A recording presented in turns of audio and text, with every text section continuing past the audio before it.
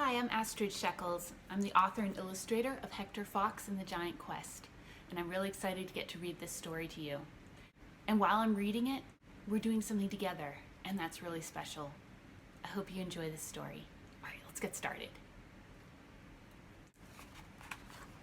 Here's a sneak peek at Hector's house. He lives in a tree. We're going to go right up those stairs and in through that door into his living room.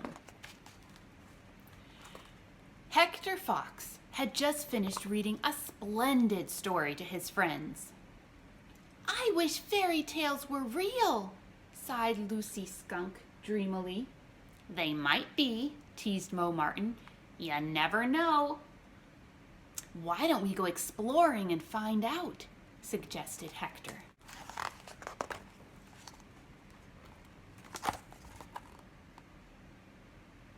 "Have any of you ever been north of the woods?" asked Hector.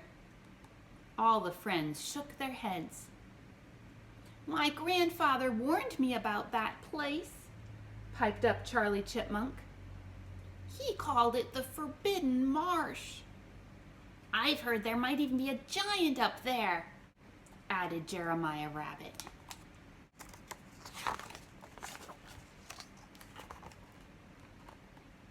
And so it was decided that they would set out in search of a real fairy tale giant. At first, the merry band laughed and joked as they scampered through the familiar woods. "I would love to meet a giant," wished Lucy. "I'd be frightened," shivered Charlie. "I wouldn't be scared," boasted Jeremiah.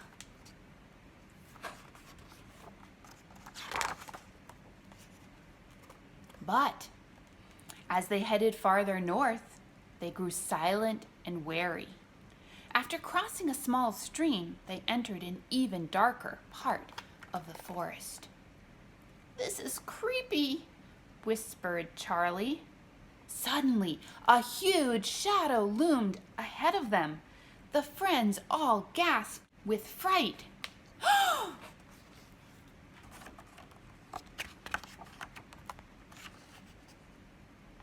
"Oh, hello there," muttered the shadow.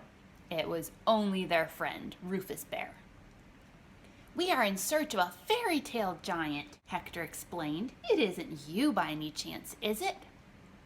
Rufus shook his head. "But I have seen a very big something over in the marsh."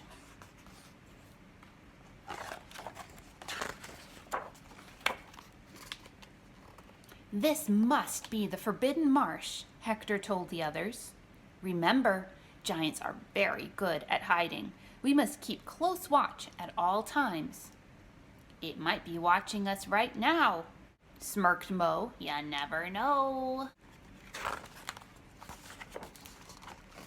After hunting about, they found an abandoned boat in the reeds. "This is perfect," exclaimed Mo as he jumped into the old rowboat. "It doesn't look very safe," worried Charlie. "I'm not scared," bragged Jeremiah as they floated out into the marsh.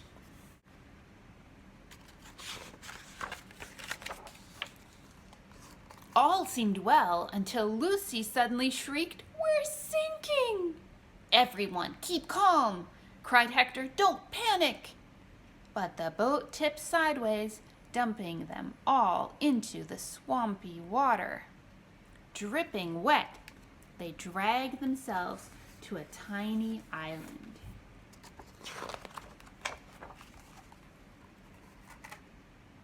"I'm not scared," whimpered Jeremiah as he and the others dried off in the sun. "How dreadful," moaned Hector. "Now how will we get home?" "We just need a hero to rescue us," suggested Lucy cheerfully.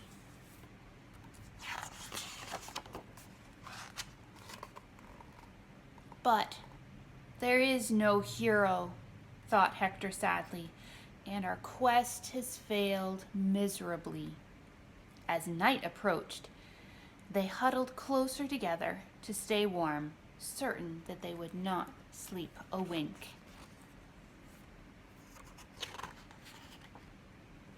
See them there?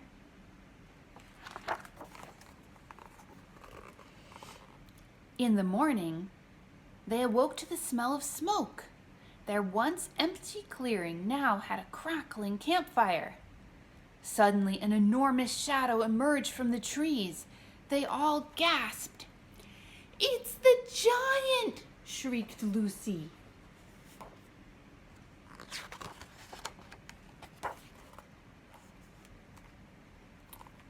"Why, yes, I believe that I'm sometimes called a giant of the woods," replied the kindly shadow. "I am Ebenezer Moose.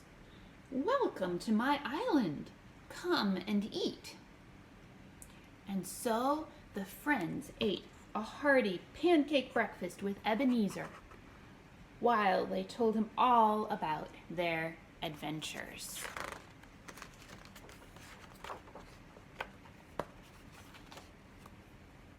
And when it was time to leave, Ebenezer carried them through the marsh to the woodland bank. "Because of you, Ebenezer, our quest has succeeded," declared Hector. "You are our hero, our giant, and our new friend."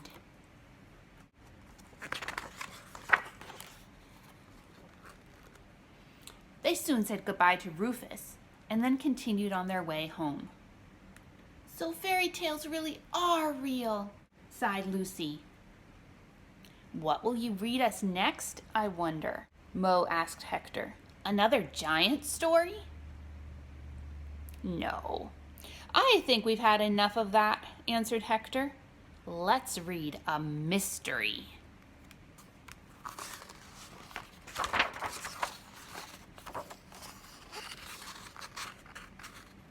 And once they got back to Hector's snug house, that is exactly what they did. The end. Thank you for listening. I hope you enjoyed the book.